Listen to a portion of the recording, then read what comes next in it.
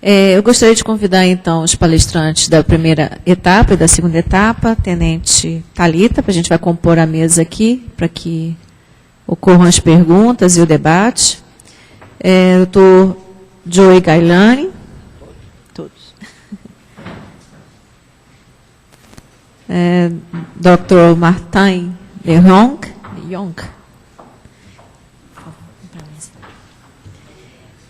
Dr. Joris van Led, Evert Vlater e Dr. Marcelo Werner, por favor.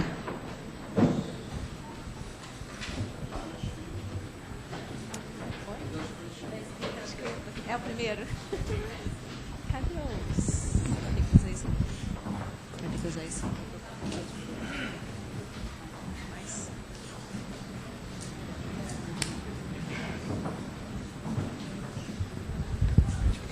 Como é que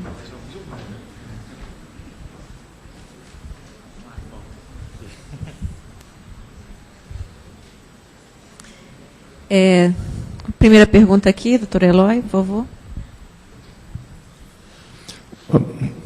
First of all, I would like to congratulate all the speakers for the excellent talks. I have 3 questions. First one to Dr. Joe Galliani.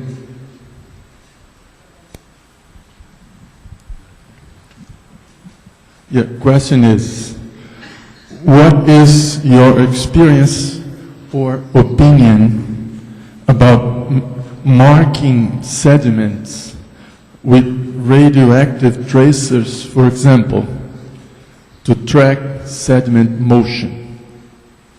We're not allowed to use radioactive tracers in the U.S. anymore, so we use fluorescent tracers. That would be okay, yeah. So, and we use them to track sediments. The result is mixed. It's expensive. Is it? But it can tell you something that nothing else can tell you. It can tell you the far-field fate of small amounts of sediment, which is important particularly for contaminated sediments. We use it.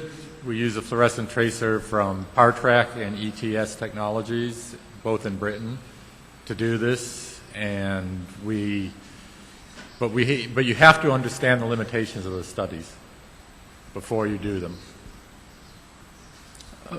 Out of curiosity, what is the problem with the radioactive tracers?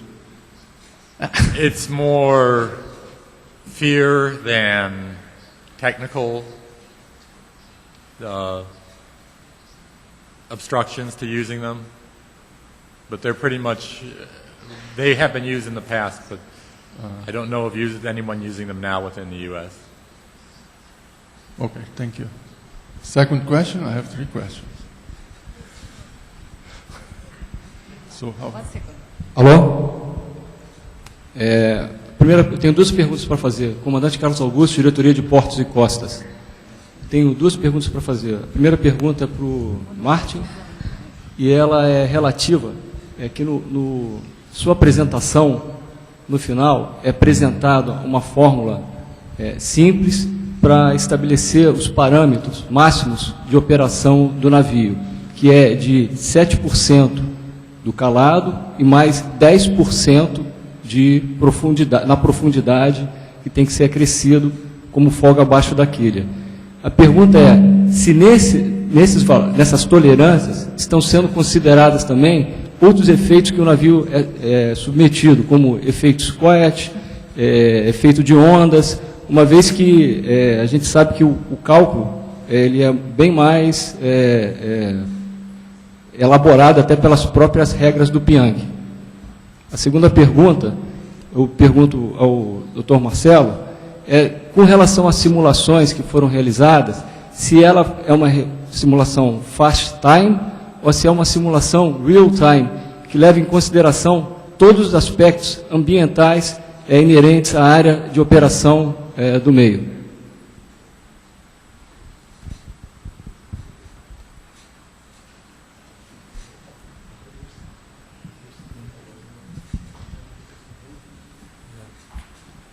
I'm going to first answer your second question.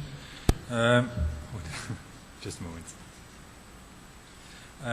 In the simulation, it's a real-time simulation. So first of all, it's the pilot who sails in real time. So 1 second in the simulation is related to 1 second in reality to start with. And yes, indeed, we took into account the current, the waves, the wind, different wind directions. So each simulation was in a different condition. Inbound going, outbound going, high ebb flood or upstream or flood stream, and so in the other direction, with the wind direction, strength of the wind. So all these things are combined. So yes, we try to have the edges of reality. So it won't be 2 before for wind, for example. It will be 5 before or 6 before for wind in combination with the same direction as the current, for example. So it has to be compensated even more. So yes, we try to do to check it on the reality and as accurate as possible. And your first question, combining the waves and the mud, it's in this case it's not entirely relevant because the mud was in the breakwaters of the harbor, so we don't get any high waves anymore. There are some waves, of course, but this is of minor effect of the entire simulation. Okay. You're welcome. Comandante Carlos Augusto, foi em real time. Né?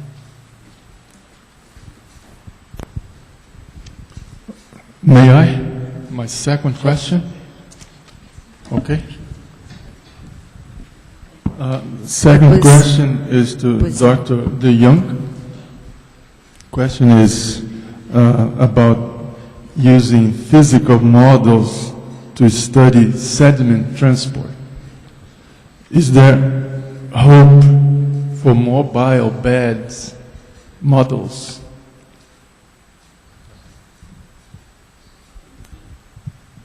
Well, I must admit that's not really my field of expertise, but I know there have been such models in the past, but that's, I think, typically a field where most progression is made in numerical work nowadays. So whether that's something that would also be done in physical modeling, I'm not so sure. I think the topics I showed, and mostly related to ports, I see most added value there. But I think it's better that some sediment transport experts would comment on that in detail. But if I look at my colleagues at Deltares, most of the work is done with numerical models there. Professor De Vriend wants to add something?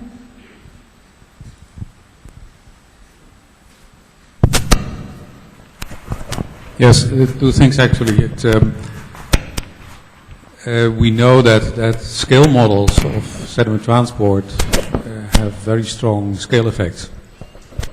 And so the interpretation of the results in terms of real life is not quite obvious. As far as numerical modeling is concerned, we had this very interesting last part of the talk of Joe Galliani, where we saw that suspended mud was used in a physics-based numerical model. That can be done if the situation is heavily disturbed and a large part of the mud is participating in the bed formation. If you get closer to an equilibrium situation, we know that only a very tiny part, 0.1% or less of the sediment, the suspended sediment, is participating in this bed formation. So that would mean that you have to be able to describe the sediment transport with an accuracy of 10 to the minus 3 or less. And that's beyond hope, I'm afraid. So we have to invent other means to model that kind of long-term effects. I don't know whether Joe agrees with that. I didn't catch the last part of what you said.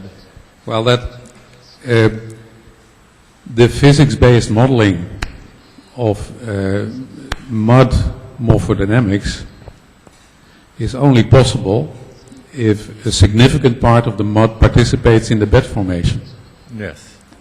Otherwise, the accuracy demands for to the sediment transport modeling are too high. If you have a tenth of a percent or less participating in the bed, you cannot model the sediment transport with an accuracy of 10 to the minus 3. That's I would agree with that. Yeah. yeah. Mhm. Okay.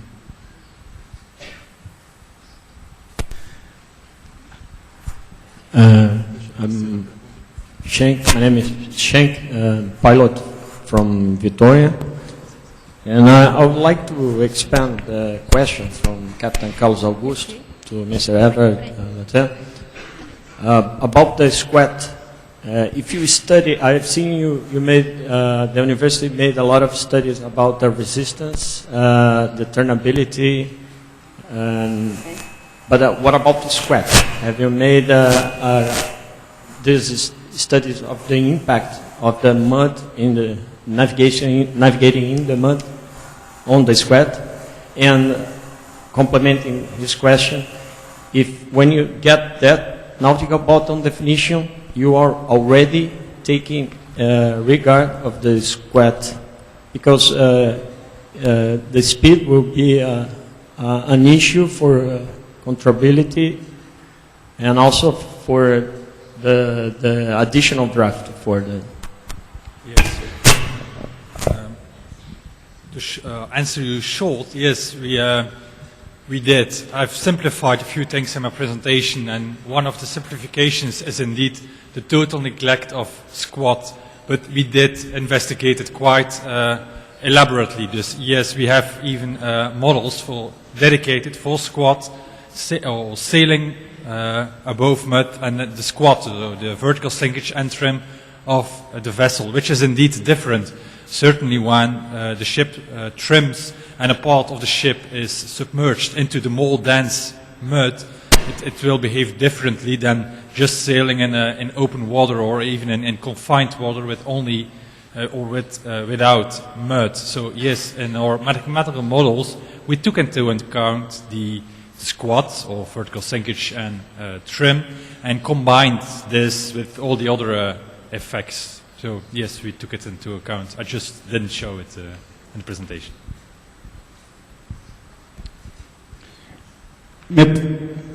Minha pergunta é para o engenheiro Marcelo, do Porto de Itajaí. Meu nome é César Benfica, trabalho no Porto Tubarão. Eu vi a explanação e queria tirar algumas dúvidas com relação ao posicionamento da bacia. Nessa posição que foi definida por último, e entendo que as questões fundiárias prevaleceram, hein?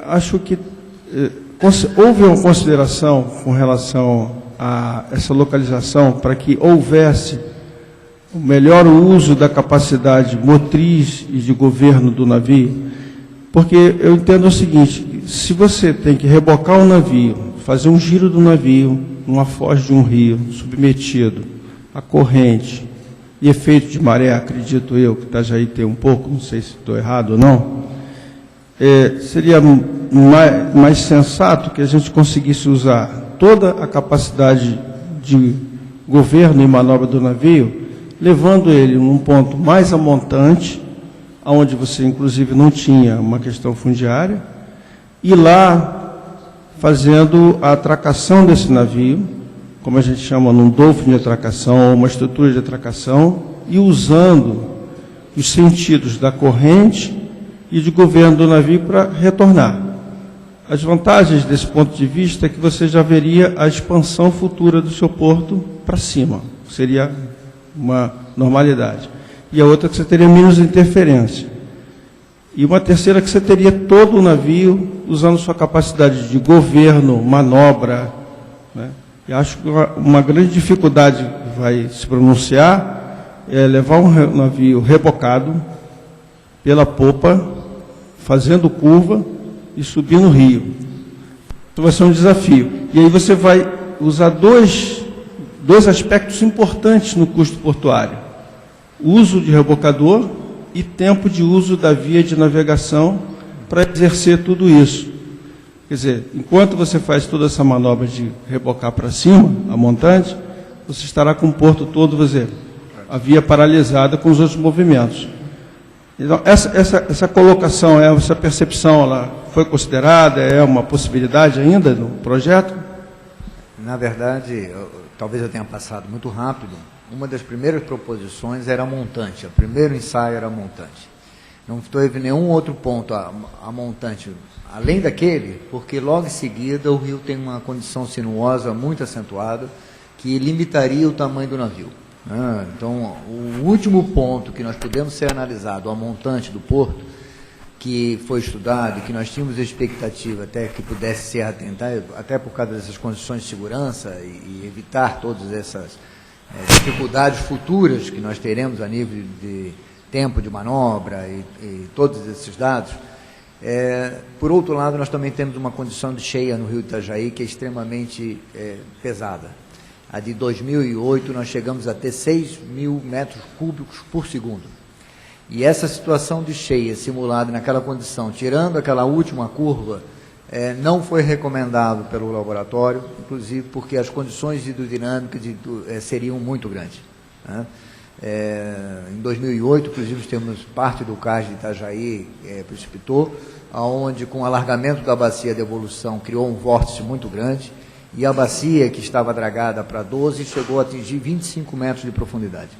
E essas condições ainda ficariam piores se efetivamente nós alterássemos aquela última rua, a última curva, que de alguma forma ainda absorve e retém parte da velocidade do rio. Então, não fazê-lo a montante, não, porque nós não quisemos. Claro que para nós seria muito mais interessante, utilizando todos esses critérios. O que nos deu como solução, e efetivamente dessa solução, é que Itajaí sempre lutou contra as condicionantes. Ele é um rio que efetivamente assoreia, ele é um rio que tem um volume muito grande, vamos dizer, dentro de uma análise já era para ter parado há muito tempo. Mas nós somos tinhosos, nós gostamos do nosso porto, a comunidade portuária tem uma convivência, assim, de uma vivência de comércio exterior.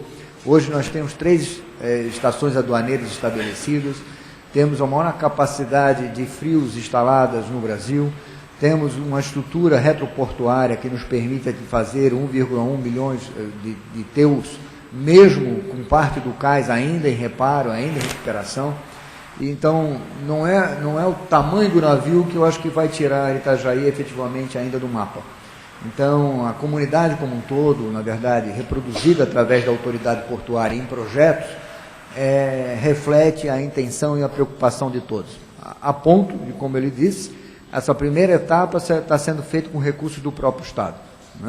Então, há uma preocupação de que a gente ache uma solução para essas embarcações maiores, principalmente de 400 metros, que essa última bacia permitiu, em que a outra já não permitiria. Então, talvez daqui a um espaço curto de tempo, nós já estaríamos fazendo talvez novos investimentos ou numa situação de limitação. Nós sabemos que essa operação é complicada, estamos analisando como podemos fazer. A bacia atual não será interditada, ela continuará dando sequência.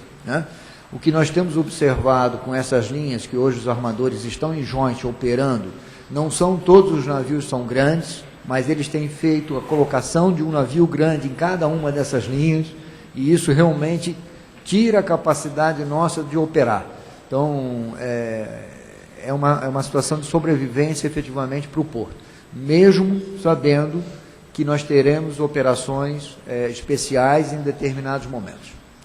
Mas foi analisado, sim, porque para nós também seria mais simples. Okay, I have a question to our 2 Belgian colleagues who gave this very nice twin presentation. You talked about the properties of the mud, right? And what the mud does to the ship. But what does the ship do to the mud? So are the mud properties changing due to ship passage? And following question is, how long does it take for the mud properties to recover them and to resume their old values? And in line with that question is, does it make a difference whether you have intense traffic or not?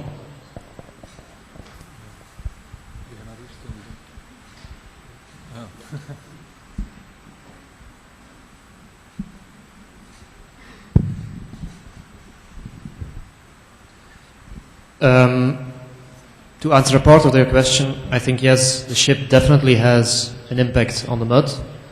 I've seen episodical evidence of ships maneuvering in Zeebrugge and huge clouds of mud being resuspended afterwards. To link that to rheology, I would say that a ship sailing through the mud for the first time would have to overcome the initial rigidity, and even the ships passing after it, the first ship would have made some kind of a channel, so the rigidity would have been broken, and the ship coming after it would feel only the dynamic viscosity of the mud, so it would have less strength to overcome. The question you pose, I think, is very interesting, is how long does it take for strength to recover again? And that is something that is being investigated now using this measurement protocol that I showed, where both the initial rigidity and the dynamic viscosity are being measured. And we're using that in combination with the consolidation columns to see how the strength is actually building up over time. So the thixotropic properties of the mud. So we're trying to quantify it, but I haven't seen any results yet because, well, the mud is still consolidating. So we're still working on that. But I think you raise a very interesting question, because my feeling would be that it would take less time. So the density would be the first to build up, and only after that the strength would come. I think it's a different time scale.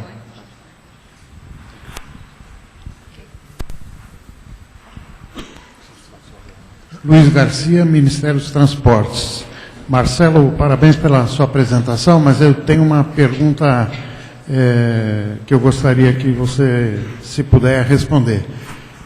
Essa nova configuração da bacia de evolução lá, vocês movimentaram, estão tirando espigões e estão tirando aquele mole lá, que tem um efeito de guia corrente que me parece importante, né? Chegou a avaliar o que isso vai provocar, ainda mais, como você mesmo disse, regime hidrológico do Itajaí é complicado, né?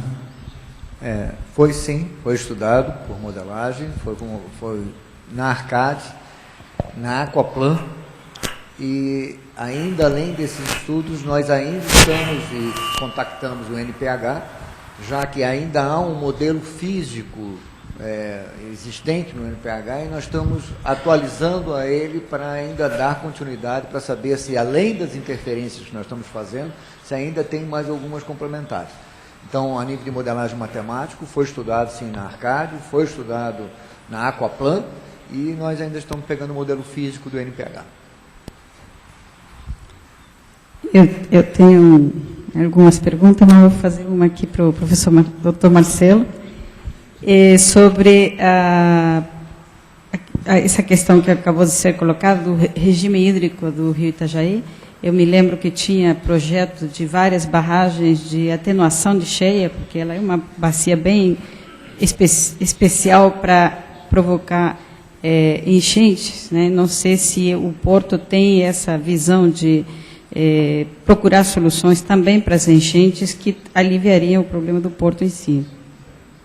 Não, sem dúvida, professora. A senhora, acho que nós até comentamos, há alguns anos atrás, eu não lembro quanto, 20 anos, eu acho que a JAICA fez uma proposição ao governo do Estado de Santa Catarina de um canal extravasor e uma sequência de barragens, né?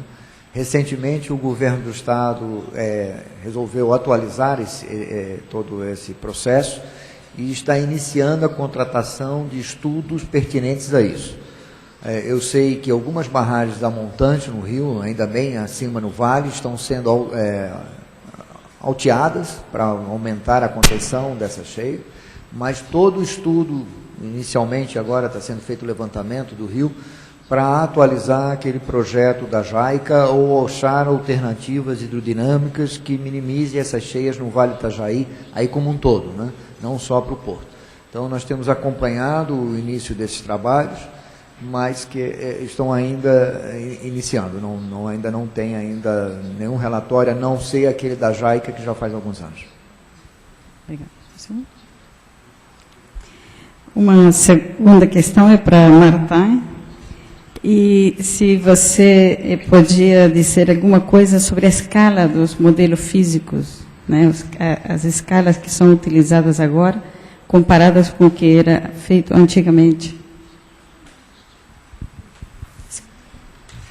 Yes, I think the scales haven't really changed, I guess, from what was done in the old days, but they differ quite strongly from situation to situation, right? The test I showed with the passing ships were at 1 in 100, but that was mainly because we wanted to put in the layouts of the side basins, and we wanted to reuse some of the scale models we had at 1 in 100. That was simply efficiency reasons. But sometimes we need to put in the, like the example of the full port layout. You need to have space to put it all in, and at the same time be far enough away from the wave maker to have good wave conditions at your port. So there I believe we used 1 in 80 or also 1 in 100. But if you go to the stability test for the breakwaters, then 1 in 100 is not possible anymore. So then you get all kinds of scaling effects you don't want. So then typically 1 in 40, 1 in 50 is used. And then you have a situation where there's a combination of, let's say, hydrodynamics and porosity effects. So the example of the Gigon caissons, there we looked primarily at the permeability of the stones, because you cannot really scale those accurately. So you make sure that the permeability is correct. But there are situations where you cannot really make sure that that is correctly scaled, and then the only scale you can really use to get both the hydrodynamics correct and the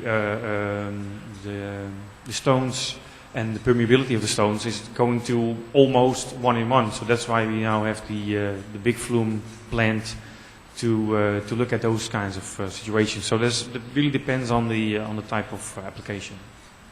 Is that an answer to your question? It's an answer. Okay. Thank you.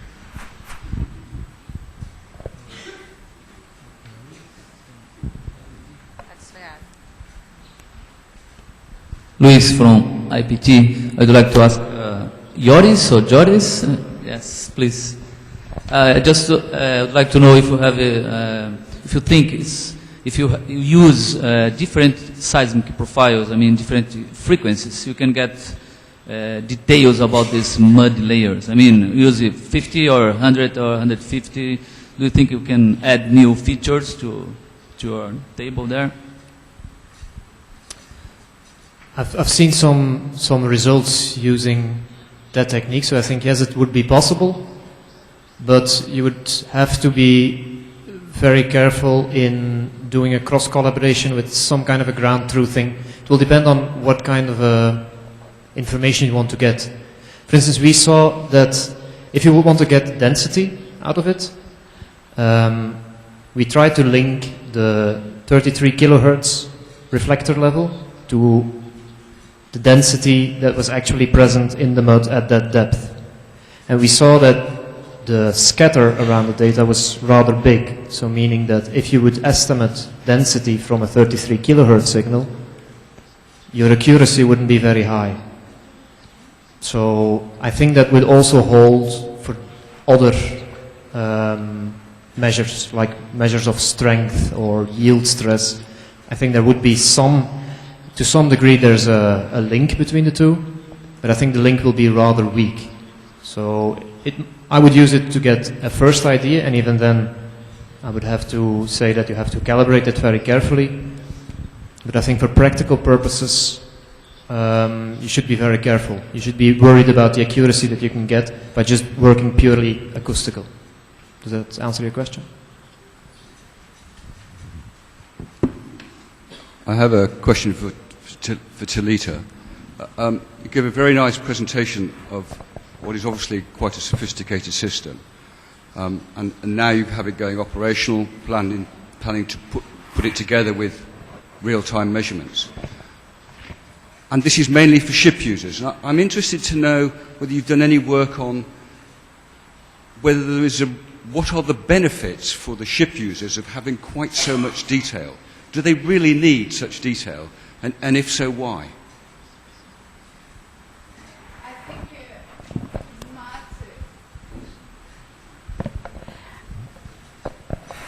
I think it's not a question of detail to modeling. It's to increase the accuracy of the features that are seen inside the bay. I think when you detail the modeling, you are seeing some of the regional conditions of the systems that are acting inside the bay. So this is the main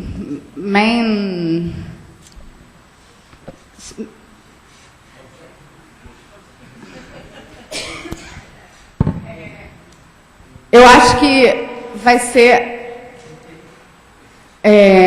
vai dar um melhor resultado, não para o navio, mas para descrever as situações que o navio pode enfrentar na hora de entrar na aproximação do porto.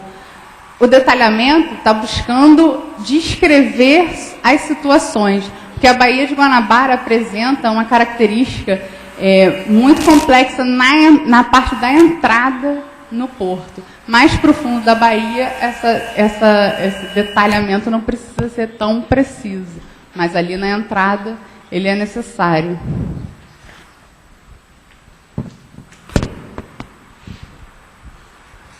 Meu nome é Gabriel, sou da Hidromares, queria também fazer uma pergunta para a Tenente Talita. Minha pergunta é sobre se vocês têm intenção da ampliação, continuação e ampliação da instrumentação oceanográfica, né, principalmente na área de correntes e ondas, desse projeto que você mostrou, para um monitoramento contínuo e a transmissão dos dados em tempo real, e a possível implementação desses dados em tempo real num modelo operacional.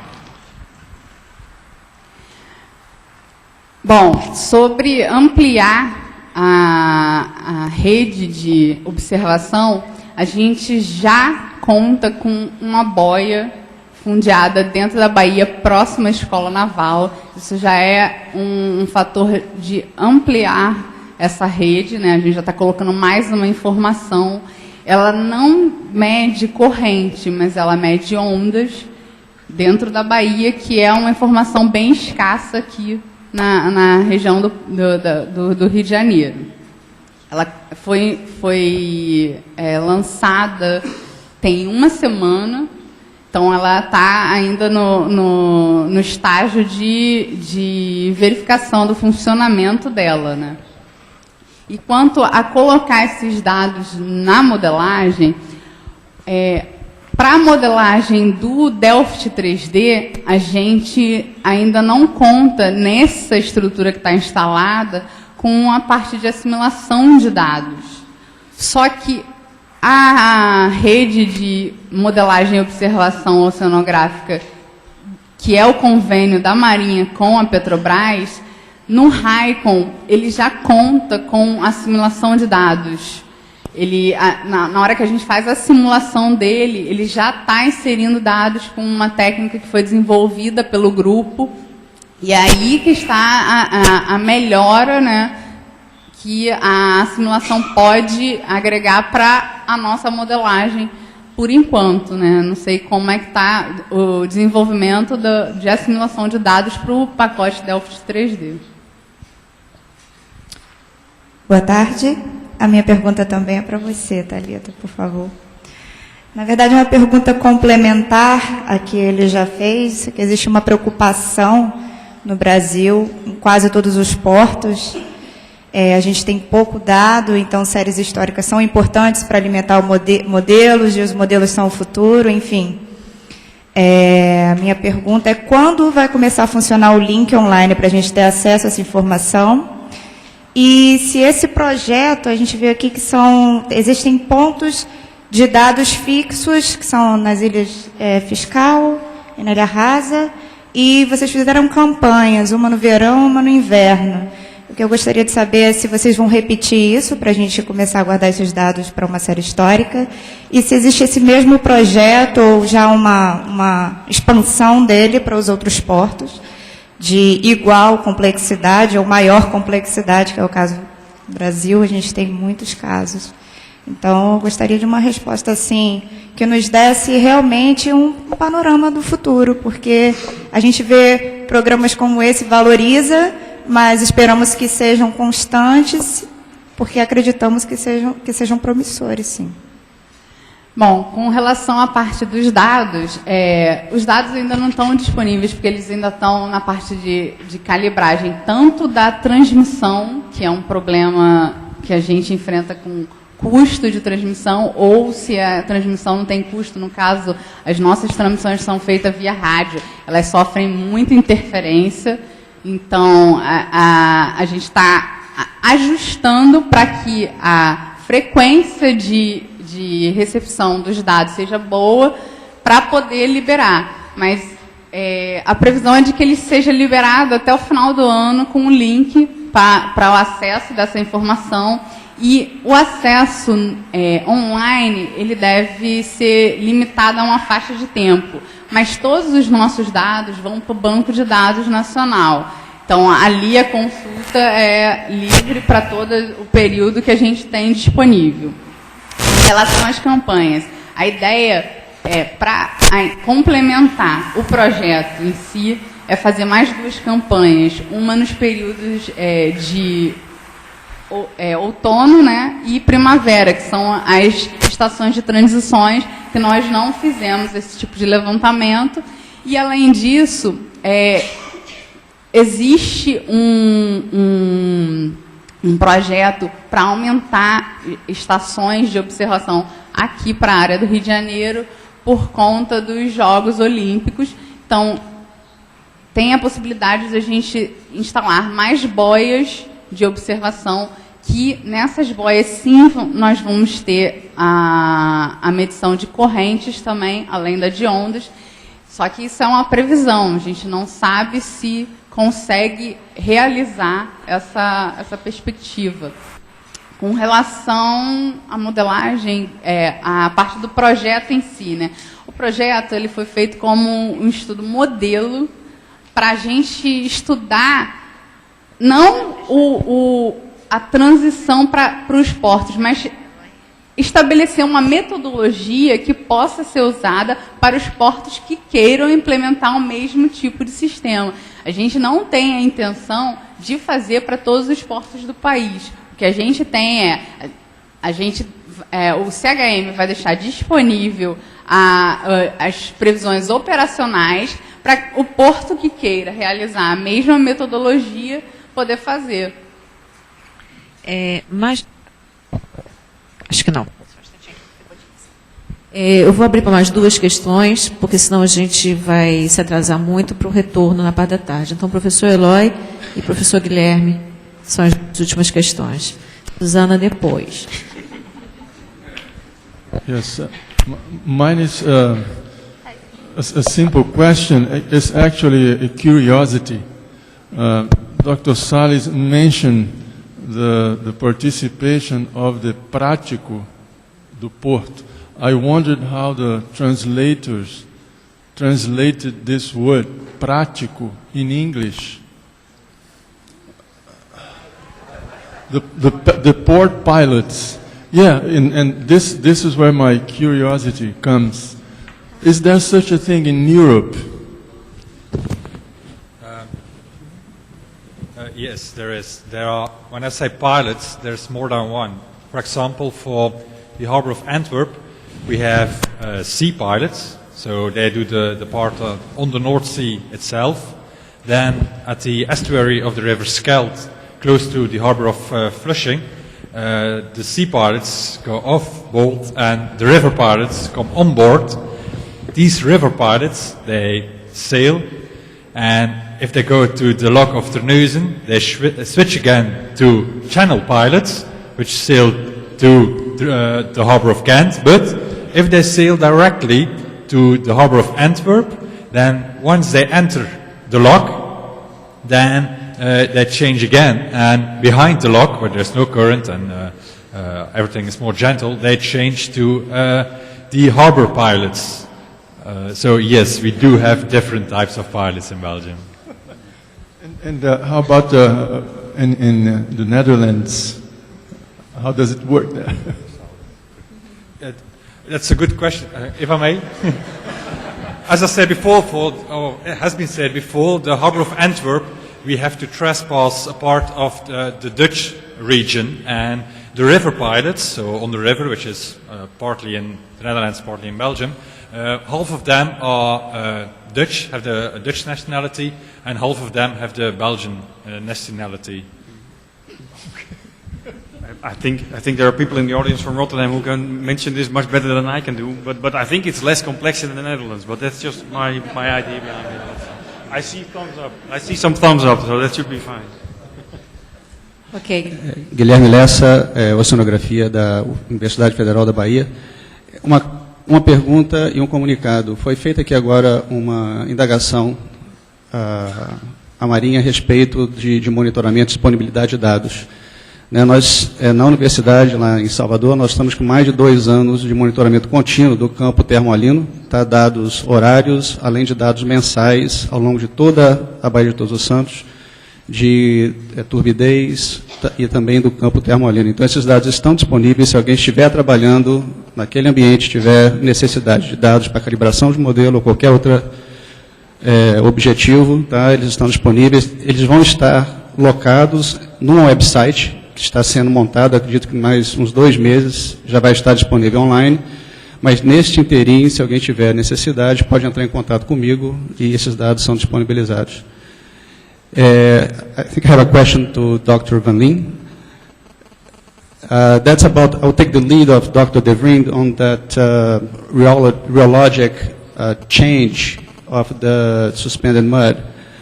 Is there, perhaps for a more estuarine port, not like yours, I believe, but would there be a change in the nautical bottom between spring and neap tides? That is an excellent question. What we see, for instance, in Zeebrugge is that there's a lot more sediment, like in an enclosed basin, like a harbor. In Zeebrugge, there's a lot more sediment coming in the harbor, like 3 times more during spring tide than during neap tide. So that would bring in more of the fluffy sediments, would bring more in of the fluid mud. But I think that the nautical bottom itself has more to do with the more consolidated sediment. So the time scales, I think, for the strength to build up, to come back to the comment that I had for the previous question, the time scale that is needed for the strength to build up, I think, is longer than 14 days. So I think that will be averaged out, so that I don't think that the nautical bottom definition will change over a spring neap cycle. Então a gente encerra aqui as questões. Eu gostaria de agradecer aos palestrantes. Thank you very much for your talks.